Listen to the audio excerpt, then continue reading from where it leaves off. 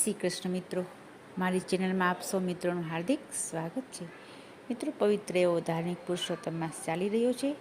આપ સૌ ભક્તો વ્રત, તપ, દાન વગેરે કરી રહ્યા હશો. આજેની વિડીયોમાં આપણે 12મા દિવસની વાર્તા સાંભળશું.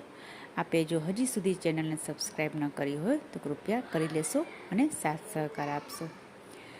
આજની વાર્તાનું નામ છે ગૌપૂજનનું ફળ. મિત્રો, આપ સૌ તો જાણો છો, ગાયને આપણે માતા તરીકે બિરદાવીએ છીએ. ગૌ પૂજા કરવાનું તો ફળ હંમેશા મળે છે, કારણ કે ગૌમાં તો 33 કોટી દેવોનો વાસ છે. તેમાં પણ આ ગૌ પૂજનનું મહત્ત્વ અધિક માસમાં તો અનેક ગણું વધી જાય છે. આ વાર્તાનો આ જ સંદેશ છે, તો ચાલો સાંભળીએ. મિત્રો, એક મોટા ઋષિ હતા. તે ઋષિ નદીના કાંઠે આશ્રમ બાંધીને રહેતા હતા. દિવસે વિદ્યાર્થીઓને ભણાવતા અને રાત્રે પ્રભુ ભક્તિ કરી અને આનંદમાં દિવસો પસાર કરી રહ્યા હતા.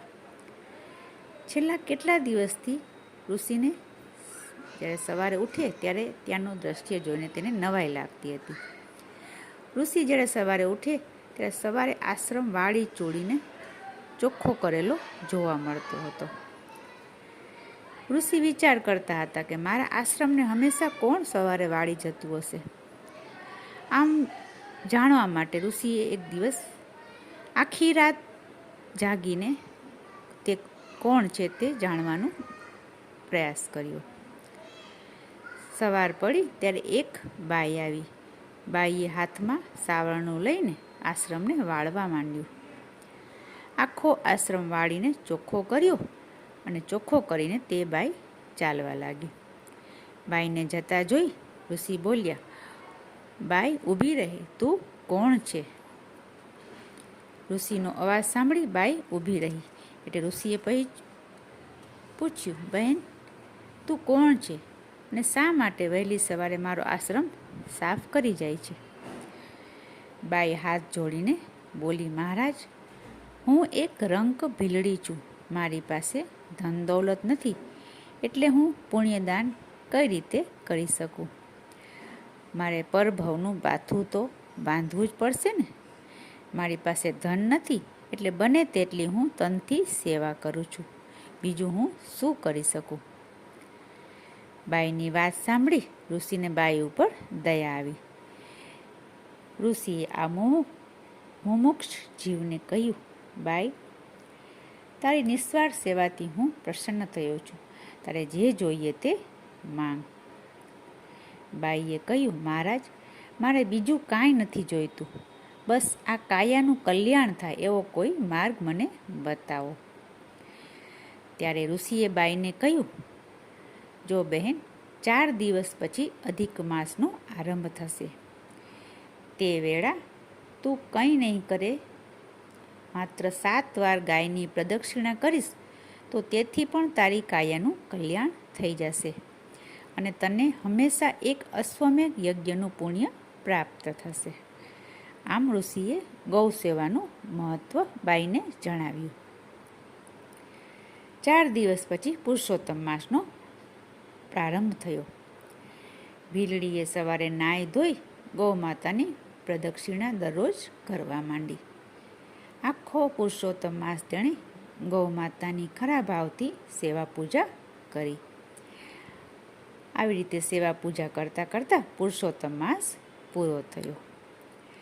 હવે બન્યું એવું કે ત્યાંના રાજકુંવરને રક્તપિત્ત કોઢ નીકળ્યું. રાજકુંવરના આખા શરીરે પાક પરુ વહ્યા કરે. ઘણા બધા વૈદ્યોની દવા કરી, પણ કેમે કરીને કુંવરને સારું થતું ન હતું. છેવટે કંટાળીને રાજાએ પંડિતોની સલાહ લીધી. પંડિતોએ કહ્યું, રાજન, જો કોઈ વ્યક્તિ 5 અશ્વમેઘ યજ્ઞોનું ફળ કુંવરને અર્પણ કરે તો જ તેમનો રોગ મટી શકે તેમ છે. એવો કોણ માણસ હોય કે જેણે 5 અશ્વમેઘ યજ્ઞો કર્યા હોય? થાકીને રાજાએ આખા નગરમાં ઢંઢેરો પીટાવ્યો.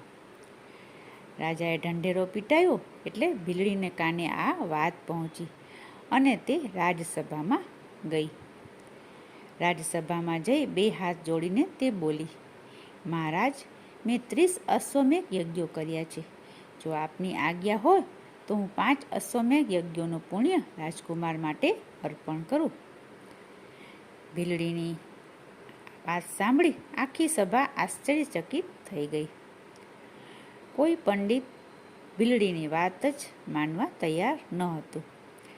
તેમ છતાં રાજાએ રાજપુરોહિતને કહ્યું, જો બાઈની ઈચ્છા છે તો ભલે સંકલ્પ તો મુકાવો. રાજપુરોહિતે ભીલડી પાસે વિધિપૂર્વક સંકલ્પ મુકાવ્યો. ભીલડીએ 5 અશ્વમેઘ યજ્ઞનું પુણ્ય રાજકુમારને અર્પણ કર્યું. જેવું પુણ્ય ફળ રાજકુમારને અર્પણ કર્યું ત્યારે તરત જ રાજકુમારના શરીરે ટાઢક વળવા માંડી અને કોઢ તો અદૃશ્ય થઈ ગયો.